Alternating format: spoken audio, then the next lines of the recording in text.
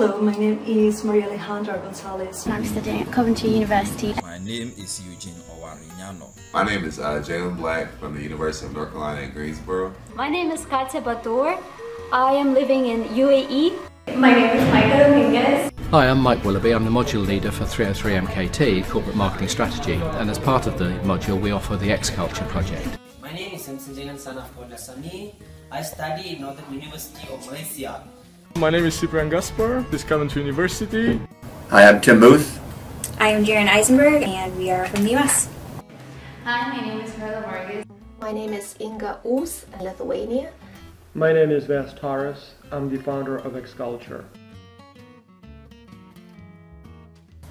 X-Culture is a cross-cultural project where the students work in global virtual teams to put together a market entry plan for a multinational company. X-Culture to me was a multicultural challenge, to be honest. It was a business proposal, it was the real deal actually, because what we do here in uni, we do essays, we do reports, very good stuff, but this was the real deal.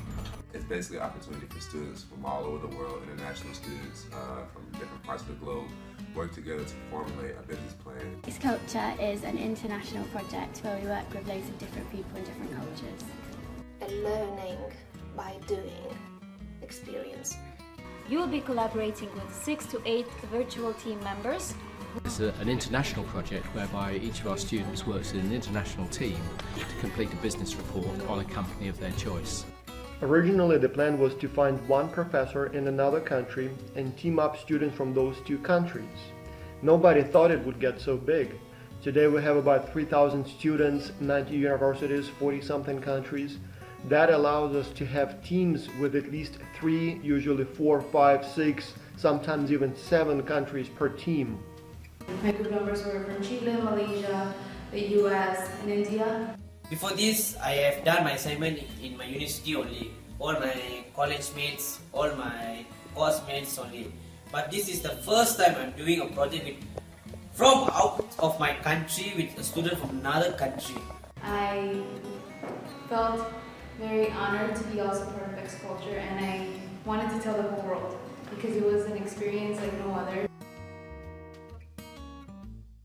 I participated in it so I could learn about other people's cultures and how other people work, but also it's great to put on your CV. To me, X-Culture is part of international business management course in my MBA program. Besides, I participated in it to gain experience in corporate global virtual teamwork. It helps the students understand what we're talking about in the class by actually living through an experience. I participated in it so I could learn about other people's cultures and how other people work, but also it's great to put on your CV. I do the administrative aspect of X-Culture, and I do it because I really like interacting with the students and the instructors who do it, and I really enjoy seeing how the students' perspective of the project changes over the course of it. I participated in X-Culture because not only do you get to meet people around the world and work with people around the world, but you get the satisfaction of actually completing a full-out business plan, and along with that it comes challenges. A few of the challenges we ran into was basically time zones and coming up with a time that met everyone's needs. A lot of my students would say that there's nothing new in terms of having to work in a multicultural team, because they say they've got a lot of friends on Facebook that come from different parts of the world. To which I say that this is actually, well, X-Culture is not a friendship project, first of all. It's a project where the students have to work on a real business proposal, a real business plan for a company. So this is a serious business assignment. I have two major problems here. The first of all are the time zones, because we mostly had to work in the night. Night here, for some others was daytime, so time barriers, and then we experienced some cultural barriers. But good cultural, not in the bad way, like some people were using Facebook, some Skype, some didn't know how to use Google Docs, some small things that can be really learned. This is the second year we've run the project. And once again, it's been very, very successful despite a number of challenges arising, both in terms of communication across time zones, overcoming cultural differences, looking at different personalities within the group. But overall, our students' reaction has been very, very favourable. The challenges that I have experienced is the time zone, because it's totally different from my country and my group country's time. A lot of our group members work and go to school and have responsibilities outside of school and work, so it was very, very difficult to work together. There is a very big difference between what people believe the challenges will be versus what people report the challenges actually were after the project is over.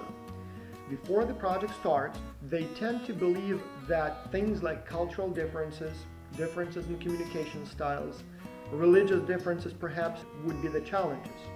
But having experienced it, having worked in a global virtual team, people report that the challenges were actually much more technical. Things like, for example, differences in time zones, lack of leadership, challenges of coordination, challenges of communication, things that are perhaps culture-free. We've had a couple situations where students had teammates in countries that censor different social media. So maybe they can't use Facebook with teammates in certain countries. Another learning experience for me. They can read it in a book and hear about it, but now they got a real life teammate talking about that kind of stuff. Some team members can be little or not motivated at all.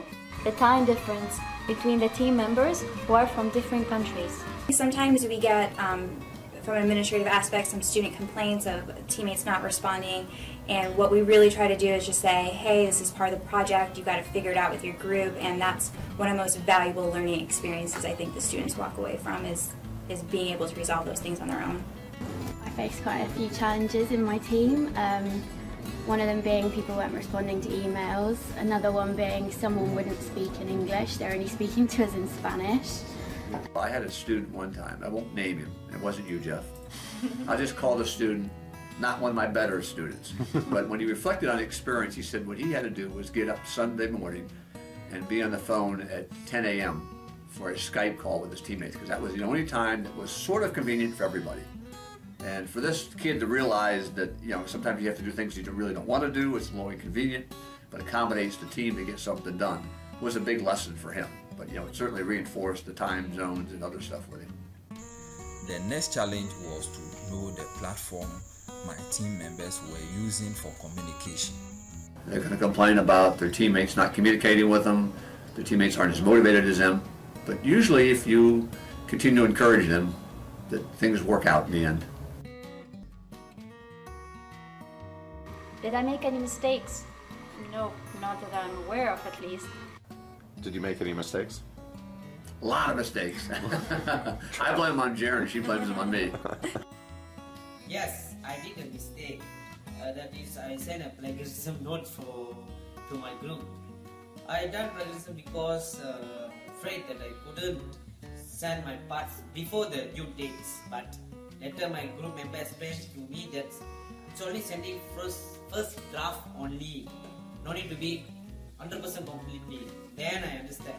Oh, it should be like that. So at last I managed to send my parts without any plagiarism to my group members. Probably not addressing the problems that we had sooner, leaving it to the last minute, and if someone didn't hand in their work on time, giving them another deadline and another one instead of just saying, right, you need to give this to me now. Too much noise in the report. The people who will be reading your reports are busy executives. They don't have the time to read all many words that you put in your report. They want to see the idea right away. Focus on the things that are completely relevant and drop everything else. So that in 2 minutes, whoever reads your report could see the main idea and say, aha, this is what I want to do. They don't want to read all those figures and numbers and stuff like that unless they're relevant. The one thing I would do differently was I would kind of establish kind of a set schedule. We never really had a set schedule as far as working on the project. Like, we kind of just did it when we felt it was convenient. But we had a set schedule, set deadlines set for us instead of working on it whenever we can. I feel like it'll put less stress on each individual. Make sure that everyone in your team is updated on what is happening during the work in progress. Yeah, what I tell the students is, one is to embrace the experience. This is really a unique thing. And I know a lot of them complain it's not what they normally do, but to try to go in with a positive attitude. Secondly is to spend some time getting to know your teammates. That I can't tell you how many times I've heard back from the students that they go through the 8-week project so focused on getting the report done they don't really get to know people from the different countries, which could be quite an interesting learning experience. Studies show that teams that perform better tend to be the teams that have this personal connection, which is especially difficult to establish in global virtual teams. In virtual teams, people don't see each other, and so they don't really become friends. Try and get to know everyone first so that you know them on a more personal basis rather than just a professional basis. And I think that will help you get to talk to everyone and get along better.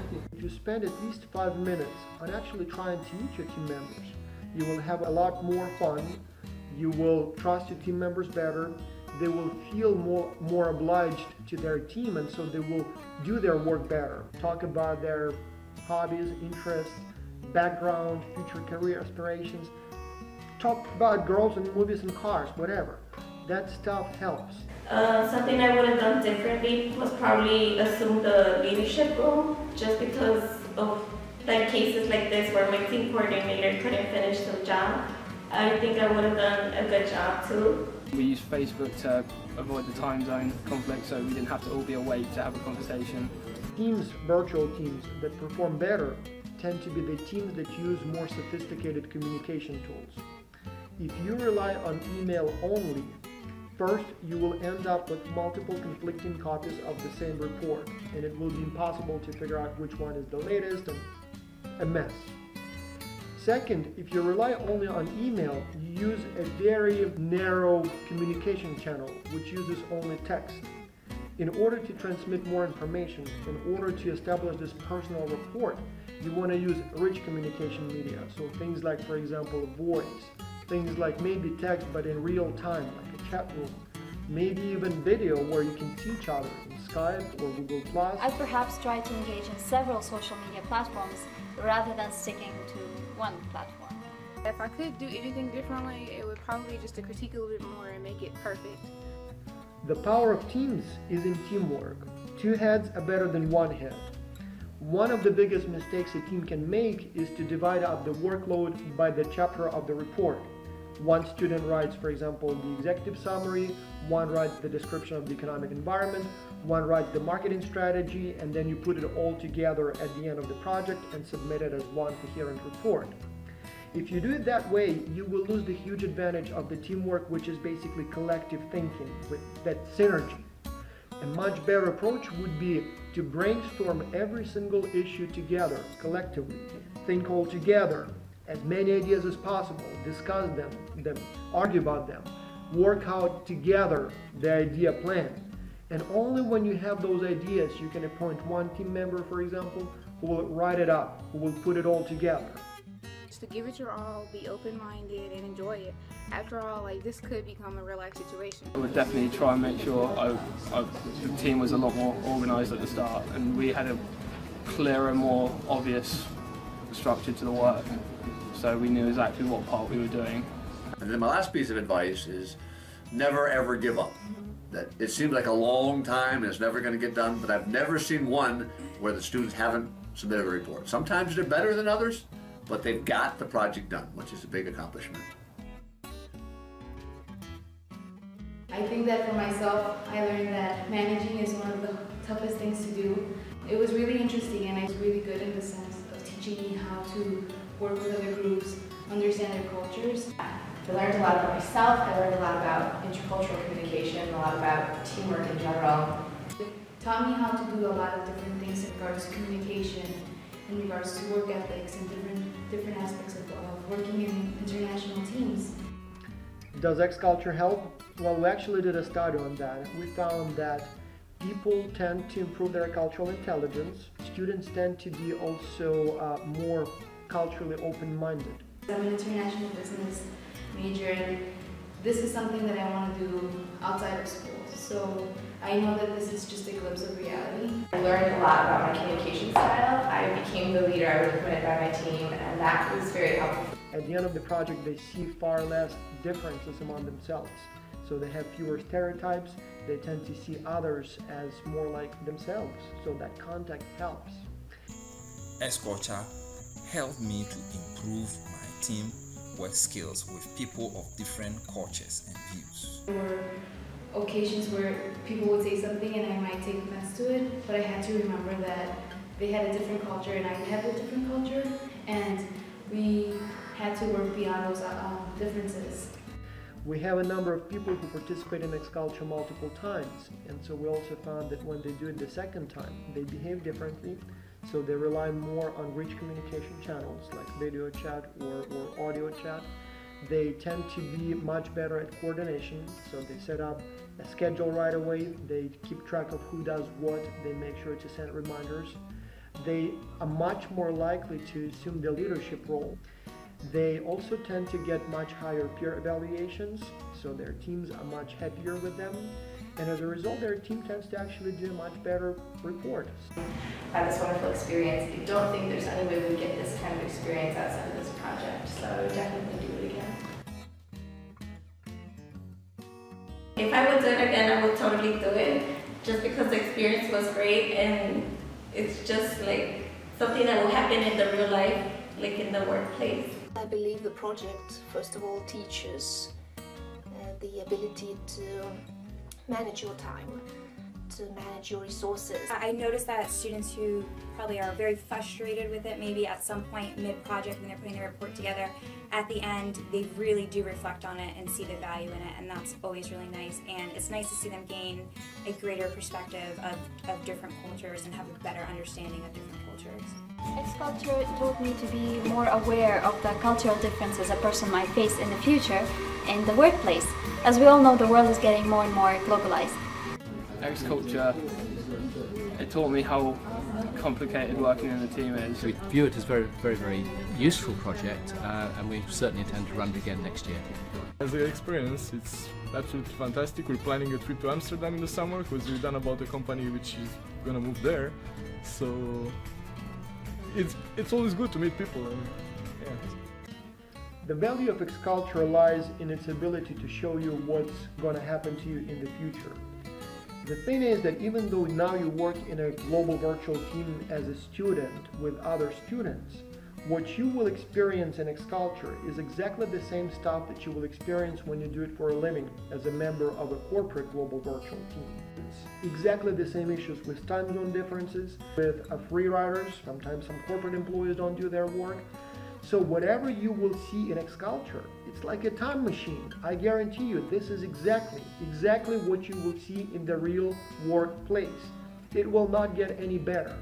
So while it may be annoying, while it may be frustrating and stressful, believe me, this is just a preview of what's in store for you.